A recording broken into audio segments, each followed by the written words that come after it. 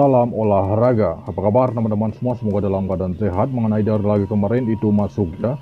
Untuk laga malam hari ini saya akan membahas Bournemouth menghadapi Nottingham Forest. Line up pemain untuk menggunakan formasi 4-2-3-1 ya.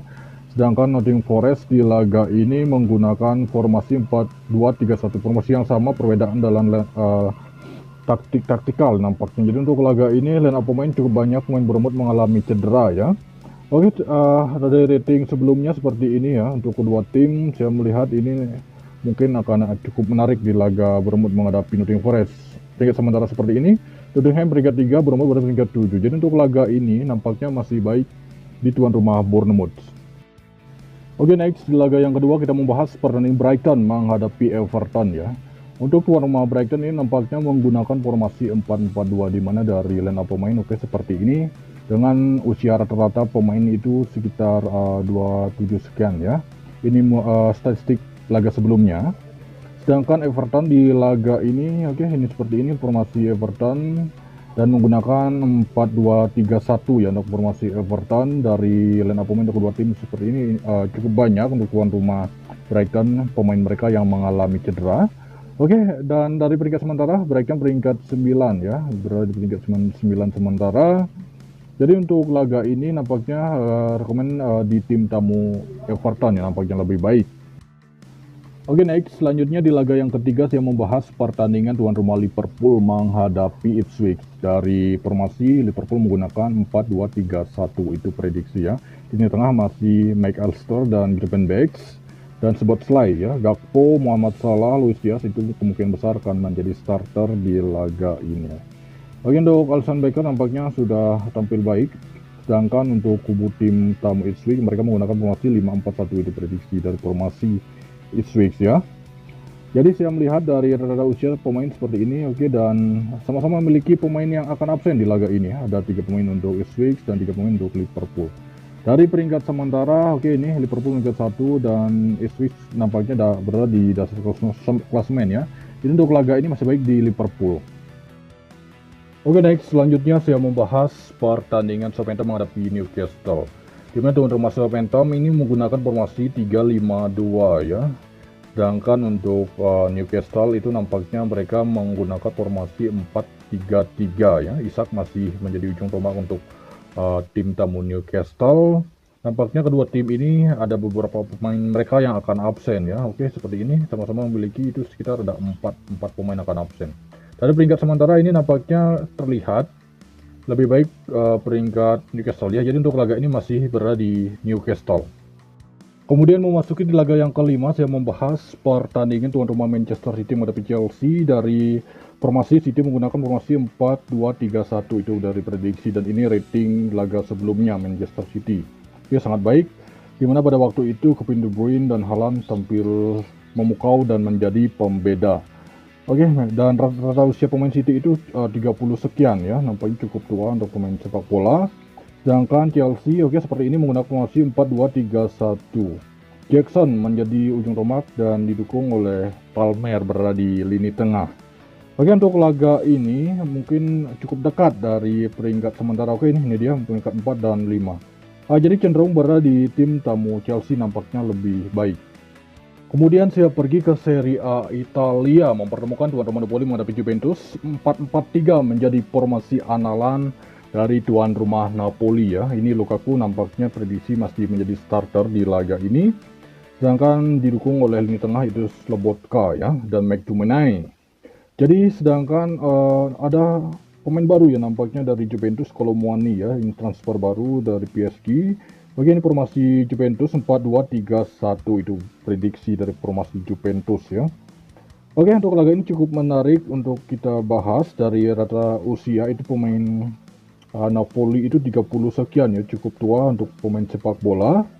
Seperti ini. Dan untuk peringkat sementara Napoli peringkat 1, Juventus peringkat 5. Untuk laga ini direkomend di Juventus ya. Kemudian saya membahas pertandingan tuan rumah Mallorca menghadapi Real Betis ya dari La Liga. Tuan rumah Mallorca nampaknya itu prediksi menggunakan formasi 4-2-3-1 di laga ini. Rata-rata pemain itu sekitar 30 sekian ya. Sedangkan untuk kubu tim tamu ini menggunakan formasi 4-2-3-1. Jadi untuk laga ini nampaknya lebih baik Real Betis ya, walaupun tim yang diunggulkan itu Mallorca, dan ini rating dari laga sebelumnya. Nampaknya lebih baik rating Real Betis ya. Jadi untuk laga ini oke, peringkat sementara seperti ini Mallorca, Real Betis peringkat 12. Kita masih baik nampaknya berada di tim tamu. Oke, next selanjutnya di laga ke-8 saya membahas pertandingan tuan rumah Atletico Madrid menghadapi Villarreal, dan pemain untuk Atletico Madrid seperti ini ya. Ada menggunakan formasi 4-4-2 untuk Atletico Madrid. Alvarez masih menjadi ujung tombak Atletico dan dibantu oleh Griezmann. Lini tengah itu ada Barrios dan De Paul. Untuk kubu tim tamu sama juga menggunakan formasi 4-4-2. Jadi untuk laga ini kita Moreno oke, usia juga sudah cukup tua dan ini dari peringkat sementara. Jadi untuk laga ini masih baik di Atletico Madrid. Oke, di laga ini kita membahas Sevilla menghadapi Espanyol. Formasi Sevilla menggunakan formasi 4-3-3 ya.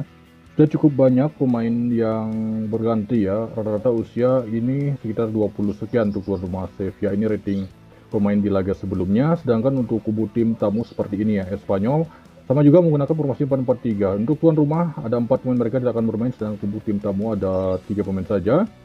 Oke, dari peringkat sementara Sevilla peringkat 11, sedangkan Espanyol peringkat 18. Untuk laga ini masih unggul nampaknya di tuan rumah Sevilla. Masih di La Liga, di laga ke-10 ya, Real Madrid akan bertandang ke markas Valladolid ya. Dari formasi untuk tuan rumah Valladolid 5-3-2 ya, ini tampaknya mengandalkan formasi serangan balik, itu dari prediksi ya. Ini rata-rata usia dari pemain tuan rumah Valladolid.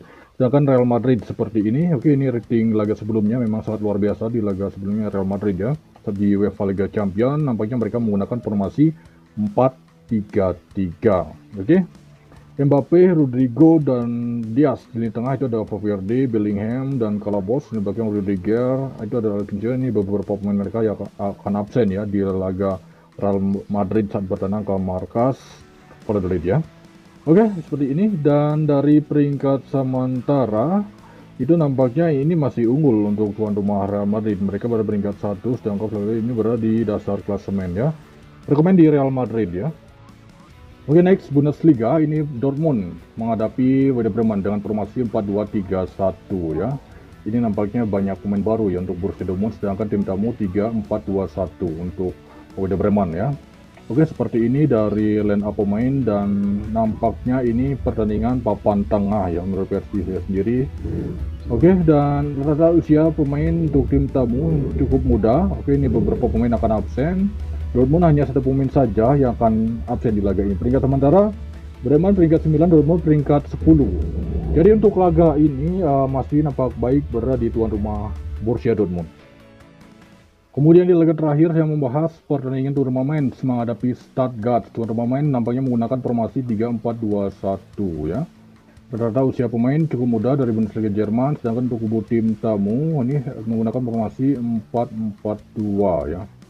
Stuttgart formasi 4-4-2, nampaknya ada beberapa pemain yang akan absen, tapi cukup banyak untuk kubu tim tamu Stuttgart. Dan ini rating pemain di laga sebelumnya. Dari peringkat sementara Stuttgart peringkat 4, Mainz peringkat 7. Untuk laga ini nampaknya masih baik berada di tim tamu Stuttgart. Oke, baik, ini dia mengenai dari laga malam hari ini. Kemudian untuk pilih saya di grup. Terima kasih, salam olahraga.